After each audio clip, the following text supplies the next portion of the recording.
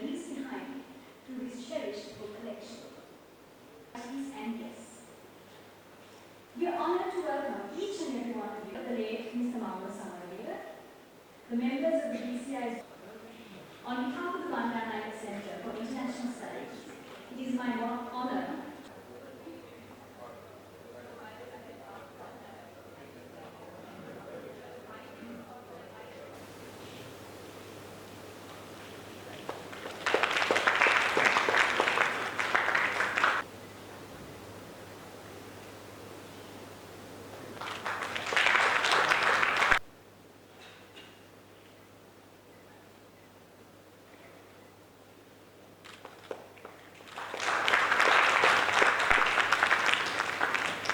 Honorable Honey brings most of us. Reading that helps us understand, empathize, and most of all, take action, particularly on the efforts that are still needed on decriminalization. With the technical expertise and the experience of the professionals, I've felt all this will result in very good outcomes. Being creatives and interdisciplinary minds. They are also most definitely not privy to මම ටිකක් මේ මංගල ගැන කතා කරද්දී මං හිතන්නේ මෙතන ඉන්න අනිත් පැනලක අනිත් අයත් එක්ක ගත්තාම මම ටිකක් මංගලයක ඉත අඩු කාලයක් වැඩ කරපු කෙනෙක්. එතකොට මූලිකවම මම මංගල ගැන කතා කරද්දී මං ස්තුතිවන්ත වෙන්න ඕනේ. මංගලව මට හමු වෙන්නේ මේ සභාවේ වාඩි වෙලා ඉන්න රුවන් ෆර්ඩිනෑන්ඩස් කියන මංගලගේ මිත්‍රයා හරහා තමයි මට මංගල සමග වැඩ කරන්න ලැබෙන්නේ. මම මේ අද දවසේ කතා කරන්නම් මංගල කොහොමද මට දැනුනේ කියන මංගල චරිතය මට දැනුනේ කොහොමද කියන කාරණාව. ඒකෙදි මම කැමති පොඩි කාරණා කීපයක් කියන්න මට මංගල දැනුණු විදිය. මුලින්ම මංගල නූතනත්වය පිළිගැනීමට ඒ වගේම සංස්කෘතික විවිධත්වය පිළිගන්නපු කෙනෙක්. ජාතිවාදී දේශපාලනය බැහැර කරපු කෙනෙක්. ඒ වගේම ආගමික වර්ගවාදය බැහැර කරමින් කටයුතු කරපු කෙනෙක් විදියට තමයි මම ඔහුව දැක්කේ. ඒ වගේම ආන්තික සමාජ කොටස්වල අයිතීන් පිළිගැනීම සම්බන්ධයෙන් ඔහු නොබියව පෙනී හිටියා. මේ කරුණු ගැන කතා කරද්දී මංගල ඔහුගේ සෑම ව්‍යාපෘතියකම මම දැකපු දෙයක් තමයි කරුණු තුනක් අනිවාර්යයෙන්ම හැම ව්‍යාපෘතියකම ඔහු ඇතුළත් කරගන්නවා දැක්කා. ඒ තමයි ප්‍රජාතන්ත්‍රවාදය, සංහිඳියාව, සංවර්ධනය කියන කාරණා තුන. මේ කියන කාරණා තුනේදී රටක සංවර්ධනය කරලා යන්න නම් ඒක ප්‍රජාතන්ත්‍රවාදය සහ සංවර්ධනය අත්‍යවශ්‍ය සාධකයක් කියලා මංගල නිරන්තරයෙන් අවධාරණය කරලා හිටියා. ඒ වගේම මංගල පක්ෂ දේශපාලනයෙන් වියුක්ත වුණාට පස්සේ රැඩිකල් මැදමාවත හරහා සැබෑ දේශප්‍රේමී කියන ව්‍යාපාරය ප්‍රජාතන්ත්‍රවාදී සංස්කෘතිමය ජීවිතයක් තරුණ පරම්පරාවට හුරු කරන්න උත්සාහ කරා.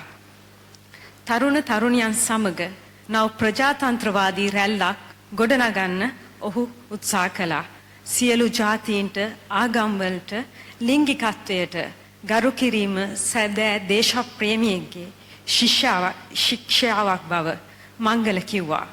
පුද්ගල නිදහස බොහෝ විට මංගල ආගමික සංස්ථා සමග තදින් ගැටුණා මේ පුද්ගල නිදහස ගැන කතා කරන්න ගිහිල්ලා.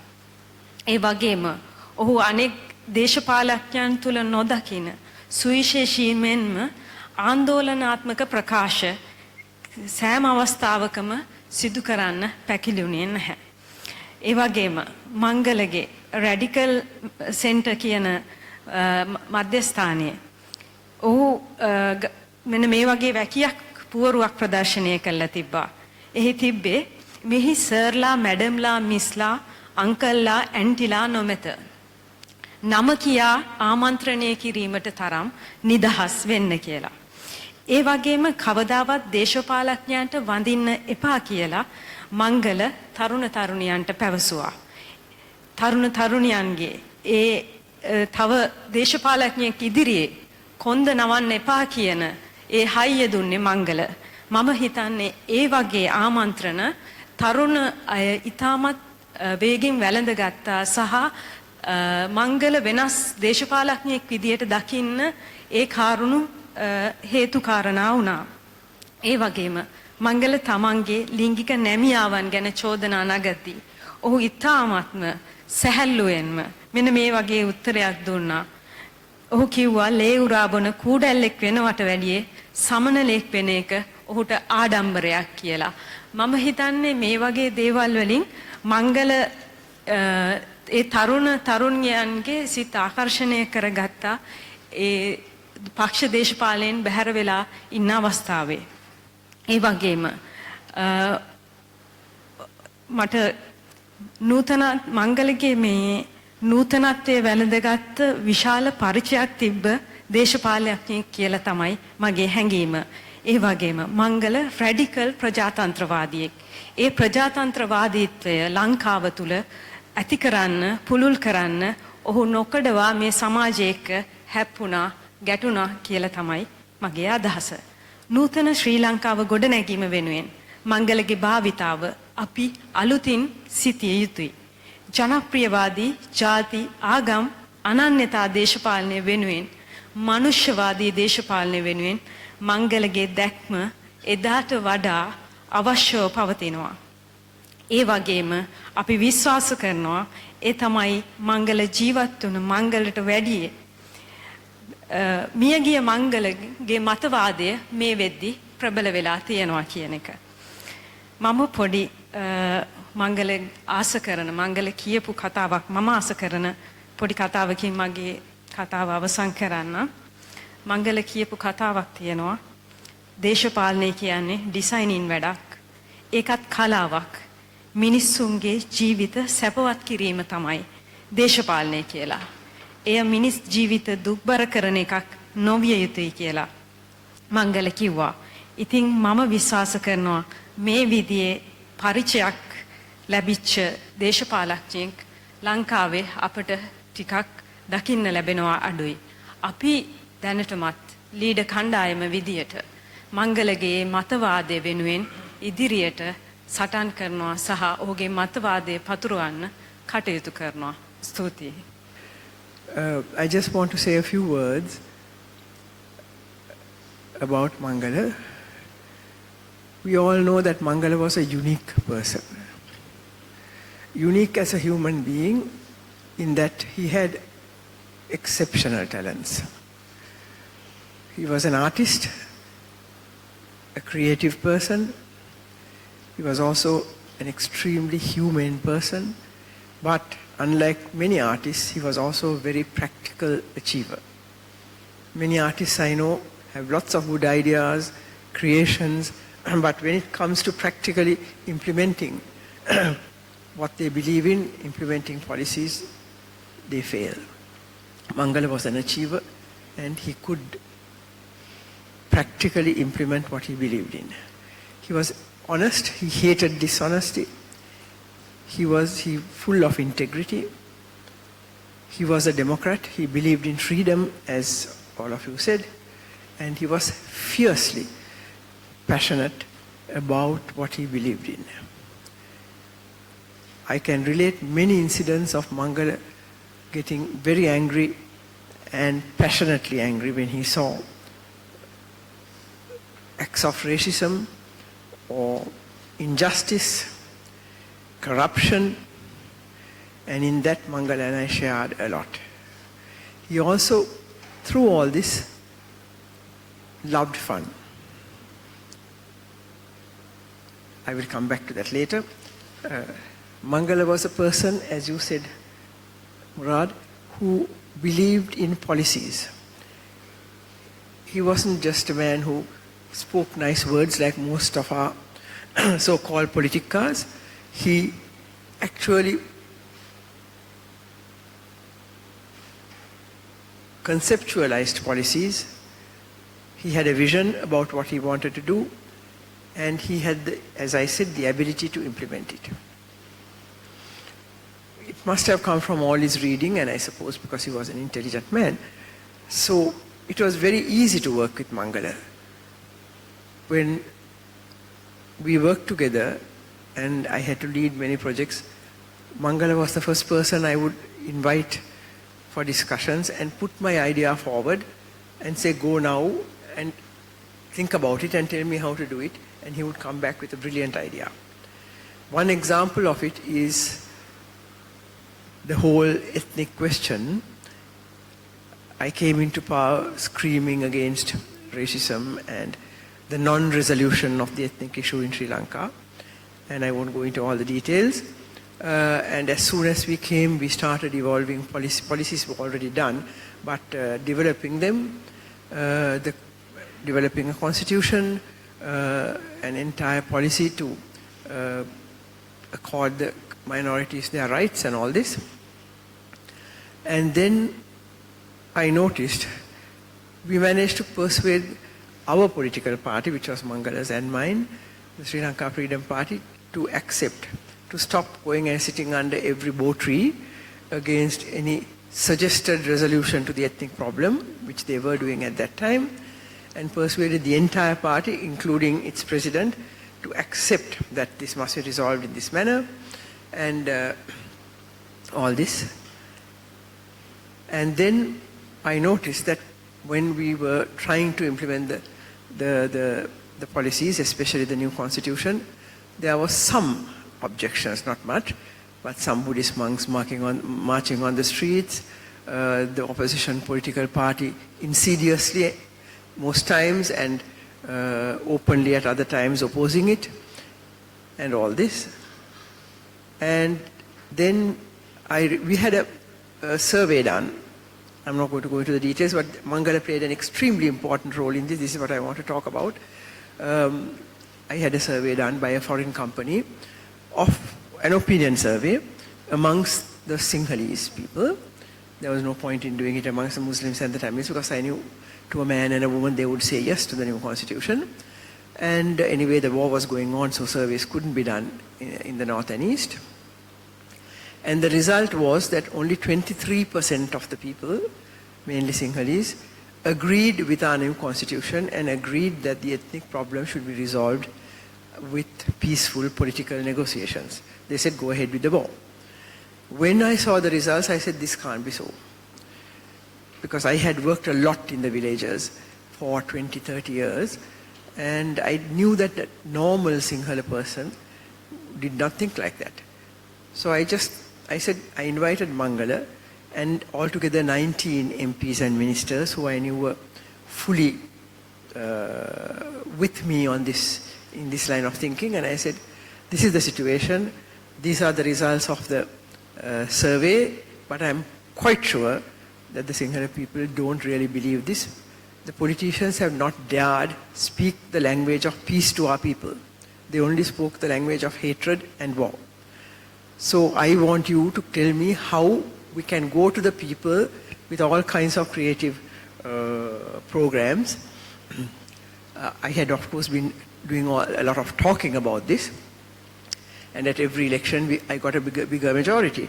So obviously that also proved that the people did believe in what we were saying. So I said, design some programs and come back. This was at Temple Trees. There is a room for you. 19 of you go there, discuss even for the whole day. Lunch is ready. If you finish successfully, there will be drinks also. But come back to me before the end of the day with your program. They came at about 2 o'clock, 3 o'clock. I thought it will go on till evening. And with this brilliant program of the Sudu Nelum, as you know it, the Sudu Nelum program, it was mainly Mangala's idea. And then we started implementing it. Of course, Mangala led the whole program, the practical part of it. I led the political part of it. And that's how we worked. So that is how creative Mangala was, and he was completely committed to this program. He would passionately fight with anybody against anybody who said anything about it. He would ensure that it was implemented in every corner of the country. And then the final part of the program was actually taking street plays, street theatre from one corner of Sri Lanka to the other. We couldn't go to the north, but well, as near as the north as possible to the south, from the east to the west. The Sudu Nelum program and the theatre, the street theatre was called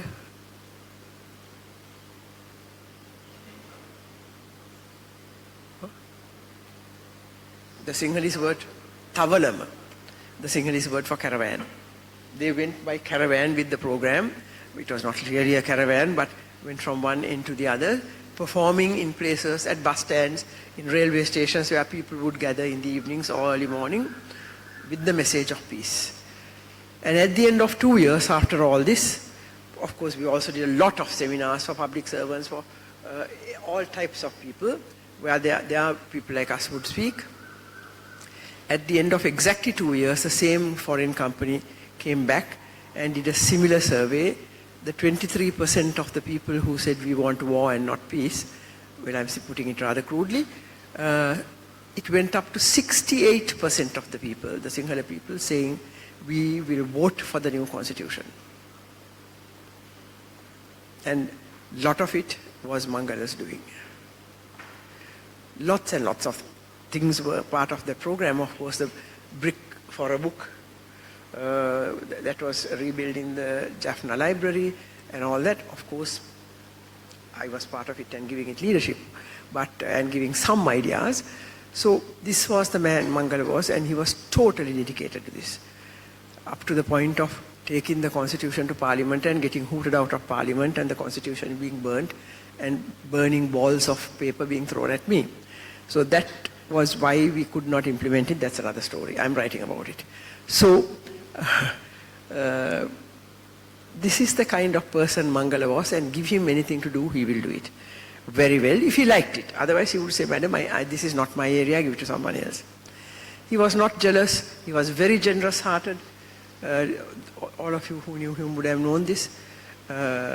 He could be humble when required, but also very arrogant sometimes when necessary, with people he didn't like, which I loved. That attitude of his also. And fun-loving too. I remember one incident when you were talking. We did the Southern Provincial Council election together. And of course, finally I nominated Mangala as the head of the party's publicity programs at every election campaign. Given his creativity, he would do a brilliant job. And of course, he also had other relatives who could help him with it, brothers-in-law and others, and back him up.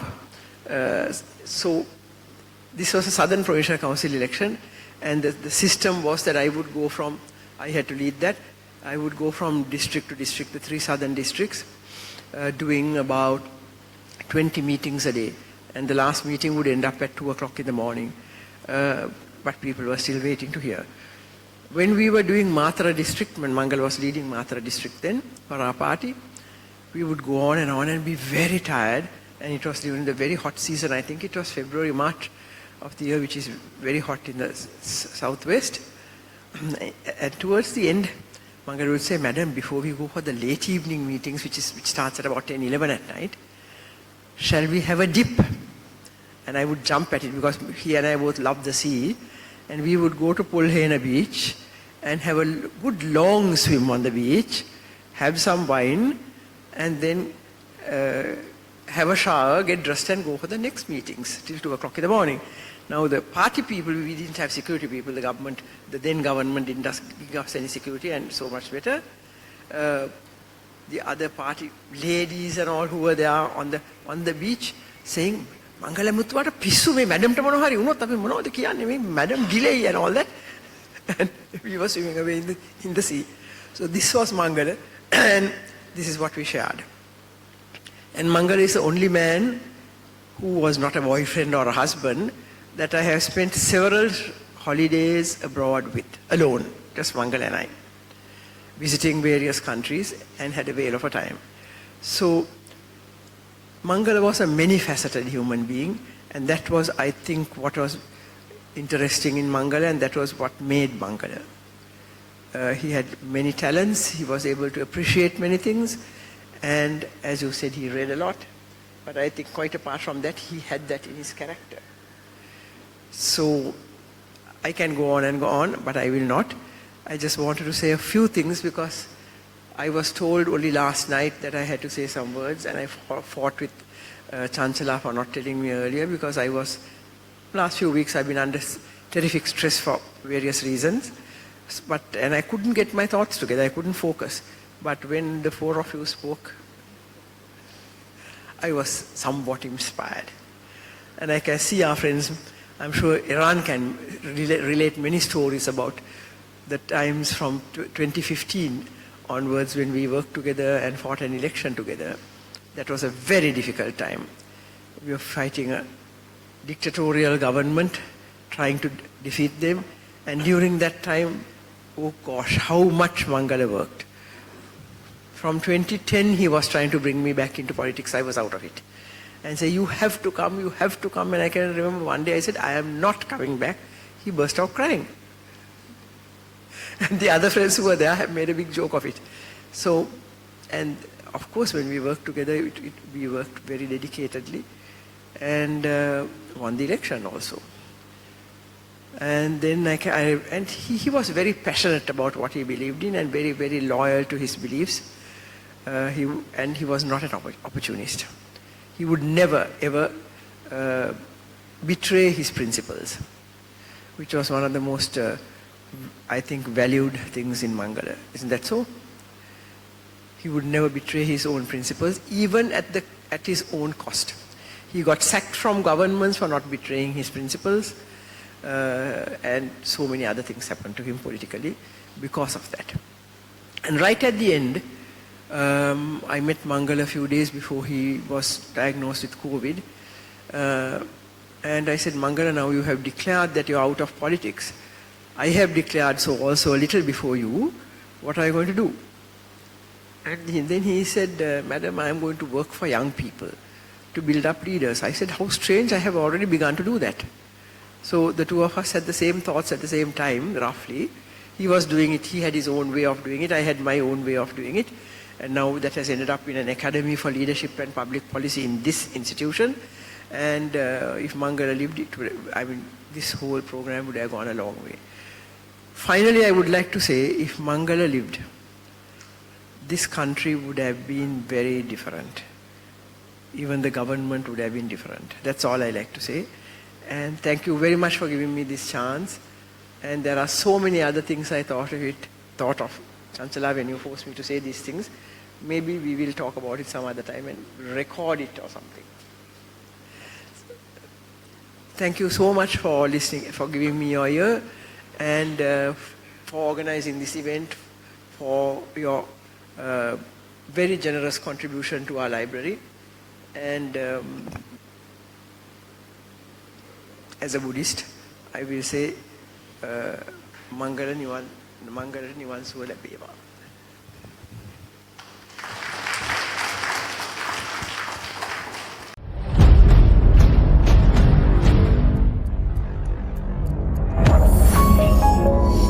You're watching the Life Traveler channel.